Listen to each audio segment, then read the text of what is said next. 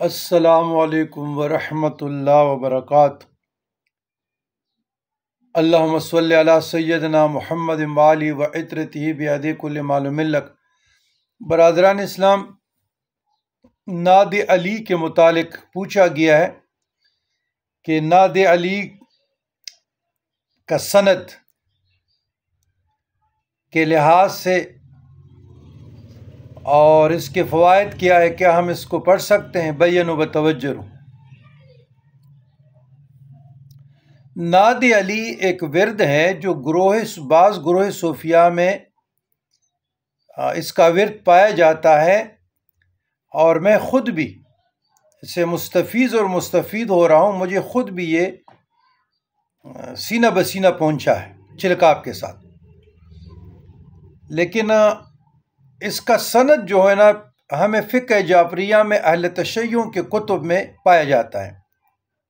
یہ کوئی قرآنی آیت نہیں ہے، احادیث میں اس کا کوئی سند ہمیں نہیں ملتا، اور اہل سنت الجماعت میں بھی اس کا کوئی سند ہمیں نہیں ملتا، گروہ صوفیہ میں ملتا ہے۔ تو ایک ورد ہے، اس میں پڑھنے میں کوئی حرج نہیں ہے، حرف ندا ہے۔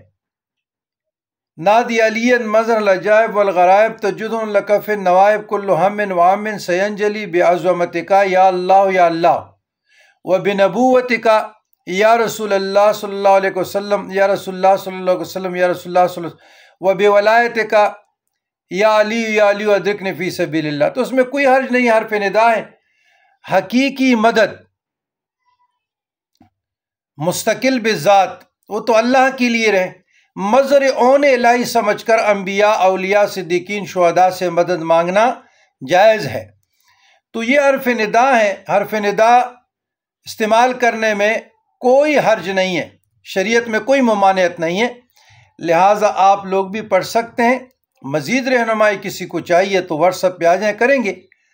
عظمت اللہ کا ہے، نبوت رسول اللہ کی ہے، ولایت علی المرتضیٰ کی ہے، تو پڑھنے میں تو کوئی حرج نہیں ہے۔ ظاہر صوفیہ نے پڑھا ہے، جب صوفیہ نے کوئی بھی عمل کرتے ہیں نا سینہ بسینہ، تو وہ بھی روحانی شجر و سند سے ہوتی ہے سینہ بسینہ، اور اس پر پہلے بھی میں کلام کر چکا ہوں حزب البحر کے تفصیل میں۔ حزب البحر کی تفصیل میں یہ میں بیان کر چکا ہوں، تو لہٰذا یہ آپ پڑھ سکتے ہیں۔ 7 مرتبہ پڑھے، 41 مرتبہ پڑھے، 70 مرتبہ پڑھے، 313 مرتبہ پڑھیں، اور اس کا تھوڑا سا ریفرنس انشاءاللہ میں ویڈیو پہ ڈال لوں گا، ادھر آپ لوگ پڑھیں، اس کے فیوزات و برکات، ان کے لفظوں پہ تفکر کریں، غور کریں، اور ترجمہ پہ، مفہوم پہ انشاءاللہ اس کے خواص بہت زیادہ ہے، بے پناہ ہیں، فیوزات و برکات سے مالا مال ہو جائیں گے، تو پڑھنے میں کوئی حرج نہیں ہے۔ جن لوگوں کو پڑھنے میں حرج آتا ہے، مثلا میں نے تو پہلے بھی کہا تھا کہ ان کو ہر چیز شرک آتی ہے اور ہر چیز بدعت آتی ہے، سوچتے نہیں ہیں، بس سوچتے نہیں ہے، دڑا دم فتوے، تو پھر مسلمان کون رہے گا؟ تو لہٰذا نہ ہر چیز شرک ہے اور نہ ہر چیز بدعت ہے۔